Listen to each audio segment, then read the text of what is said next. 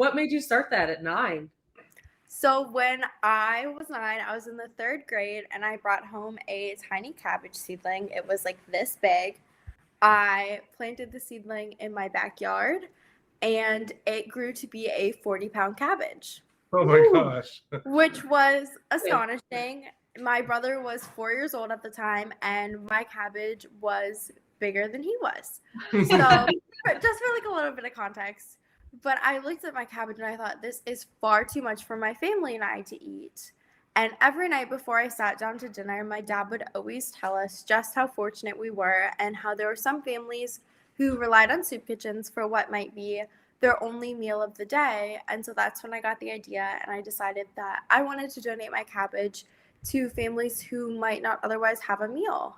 So one Wednesday morning in May of 2008, I brought my cabbage to a local soup kitchen called Tri-County Family Ministries in North Charleston, South Carolina, and I was blessed to be able to go back and serve my cabbage to 275 guests at the soup kitchen. Wow. Wow. And that one experience really changed my life forever. At 9 years old, I mean, I wasn't aware of the issue of hunger and food insecurity. And going to the soup kitchen, getting to see kids like my brother and I, and families like mine who were waiting in line, and just the kindest people, and really experiencing firsthand being able to provide them with a healthy meal really changed my perspective on things. And I thought, if one cabbage can help to feed 275 people, then imagine how many people an entire garden could feed. And that was really what inspired me to start. One of the places that I was donating my produce to was a local soup kitchen / homeless shelter. And one day I arrived with produce, and there was a sign on the door that said, "We regret to inform you, but we've had to close our doors due to lack of funding."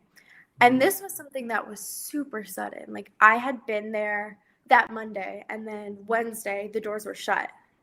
And I was just shocked. I didn't know where these people were going to go who were relying on the soup kitchen for meals and to feed their families. And so that led to the creation of the Katie's Krops dinners and meal distributions. I thought, I have this big, beautiful garden. And at that time, I'd expanded from the garden in my backyard, and I now also had a garden at my school that was growing as well. So I thought, I have all this produce. Why don't I take it and use it to create these meals?